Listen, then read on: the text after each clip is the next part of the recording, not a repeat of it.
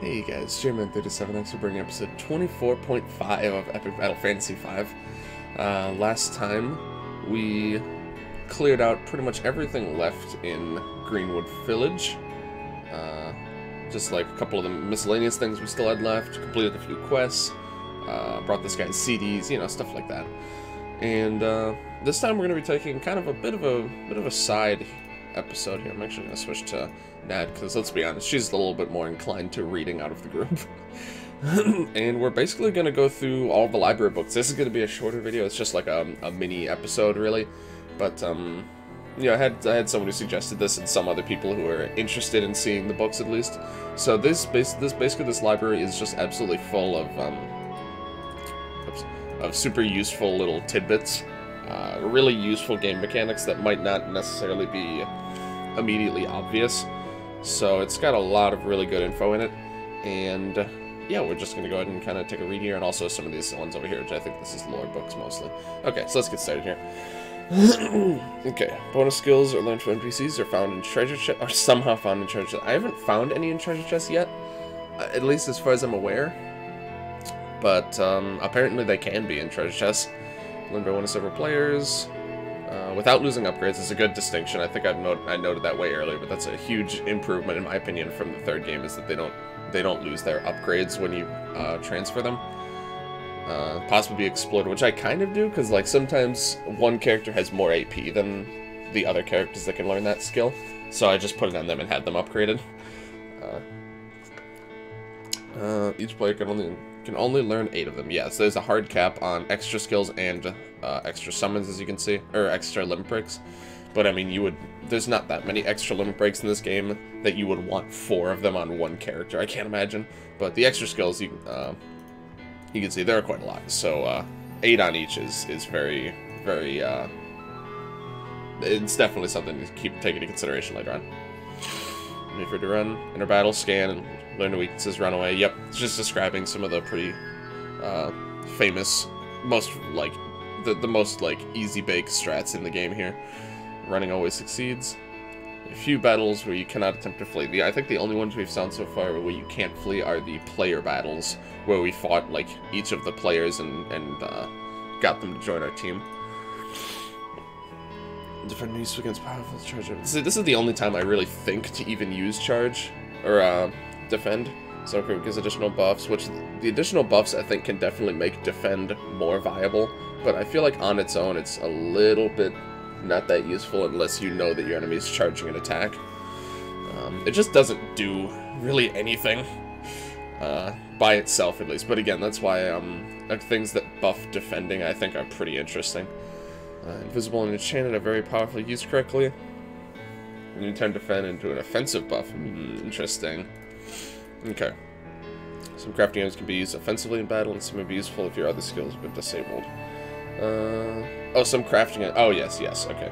You also change equipment during combat, and this may be worthwhile in battles with many waves. Harder to compare equipment to that. Yeah, so you have to know the equipment pretty well if you want to do that. At least if you want to. I don't think you can easily compare 2 pieces of equipment. It's not something I use much in the main game, but with as you guys know, there's always battles that are just like a ton of waves and just like a huge boss rushes, enemy rushes, stuff like that. It's quite useful there. Changing and upgrading equipment regularly, scanning foes, finding optional treasure, planning battle strategies. Consume a lot of extra time. Change difficulty settings anytime. Yeah, I try and like preparing for individual battles. I usually don't do that much unless it's like a mini boss at least, or definitely bosses I always do full prepare for. But and like when I get to new areas, I usually change up my equips. But I mean, I always scan everything I can. I try and remember to capture everything. I try and find every single optional treasure, which I think I've done a pretty good job of so far, at least as far as I'm aware. Yeah. I've only had to, like, majorly plan a battle strategy once, and it's for the boss that, as of recording this at least, I have to beat, this Monday, the Premium Dungeon 2 boss. But, hopefully I've already beaten him by the time this video goes up. Piece of equipment is updated. Chances of random effects activating increases. This I kind of forgot about this. Stronger effects generally activate, much less frequency than weaker effects, of balance preserved. It's good work and gain experience with many equips. That's one thing I think I haven't done that much is tried out different equips, but also when you're playing on Epic, you kind of need to maximize your efficiency as much as possible. So it's a little bit hard to experiment, I think. Surrender will always be success. This is actually not true. Trying to capture a monster which has surrendered will always be successful. This is actually not true. It's very likely to work, but I have had times where an enemy was surrendered, but they had enough defensive buffs that it at least shook a couple times. So even if they're surrendering and they have like 100 evade, 100 defense, or like not even that much probably, if they have like pretty high buffs, you actually are not gonna catch them. So surrender is not a guarantee by any means. But like I said, it is a huge help in your favor, so it's very likely. But stronger monsters are less likely to surrender. Anyway, frozen stun monsters are very unlikely to evade capture. Another negative if improved chances slightly. Second of bad luck being small. Yeah. So basically any negative status effect will help your capture. But I guess kind of the more impactful it is, the better it is. So yeah, like frozen and stun help a lot, obviously, because I can't move. Siphon's good just because it's kind of hard to inflict Siphon, and it also usually leaves the foes it leaves them without a ton of options. And then bad luck, it's just one of the things it's good for. Excuse me. Helps to be prepared. Equipment improvement. Excuse me, sorry, I just woke up. Other equipment could trigger counterattacks will unintentionally kill them. I've had some equipment that's... I'm pretty sure it's happened at least 2 or 3 times this series where I've had a piece of equipment that has like an end of turn, or like a start of turn effect, and it just killed something I was trying to capture. Good luck, yeah. Good luck, of course, also helps. Defense buffs and high HP on a foe make it very hard to capture.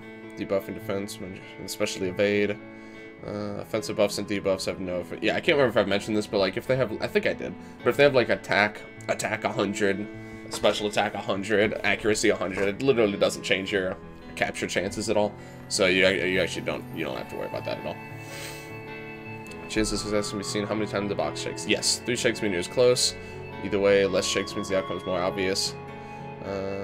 Relying on luck will usually not be enough to catch. Yeah, there's very little RNG in capturing, actually. So, yeah, like I said, if it shakes 3 times and it catches, it just barely caught. If it shakes 3 times and it got out, it just barely failed, so that means you just need a little bit more. If it didn't shake at all, you weren't even close. Or if it doesn't shake and you caught it, then the enemy wasn't even close to getting out, type thing. So it's actually a pretty cool system. I really like the how the shakes are actually, like, directly impactful. And you can kind of, like, if you get 3 shakes and it breaks out, then you know you were really close. If you just get, like, a little bit, like, 10 or 15 more of a defense debuff on there, or, like, another 1 more status, you probably will catch it. So it's pretty cool, honestly. Most concerned if they feel they're going to lose soon. HP ratio of the 2 sides. Surrender foes will flee on the next turn of battle, or will be earned whether you show mercy or not. Foes also surrender if all players have the level. Foes may also, yeah, so if everyone has lovable and the enemy doesn't have any AoE attacks, they'll probably just surrender. But of course that doesn't work that well on higher level guys, because most of them have AoEs. Yep, pretty much everything can be captured. You may be able to target them with the capture skill. There may be a way to encounter it again later, hint hint. Okay. And then last row up here. I'm gonna take a break from playing video games every hour or so. Yeah, very funny. I stream for at least 4 hours at a time. Pregnancy can lead to hemorrhages and early death, even in real life. Try to eat a vegetable occasionally. Remember not to look direct. I'm not sure. These tips, I'm not sure I feel those. We'll see. Skill combos can greatly multiply damage and worth setting up. 2 turns you can buff your main attacker, debuff the foe's defense, apply a status that improves elemental damage, freeze or stagger, then hit them with the strongest attacker too. Yep. Yeah, pretty much again, I don't do this as much in smaller fights, but any sort of mini-boss or boss environment, I always try and just think about the best setups I can try and do. Multiply the damage exponentially. Useful before limit breaks or other power. Yeah, absolutely. Yeah, usually setups and then Matt limit break, Matt cleaver or something is usually like my go-to just because his element can be whatever the hell I need it to be for the fight, as long as I have a weapon of that type. So foes may exhibit intelligent behavior. Always check the suspension. They may attack the weakest player, try to exploit weaknesses. Maybe better at the starting difficulties. Simple to protect who I was going to go for next. Yeah, I still feel like enemies have unlisted intelligent behavior. It still seems like that's the case sometimes, but I still can't confirm or deny whether or not that's true. But yeah, the very unique intelligent behavior will be mentioned in their bestiaries. Then skills damage, physical or magical. Check the description. Players are more effective with one stat than the other. Equips and buffs enhance them separately. So have equal defense and both, some are weak at one type of damage.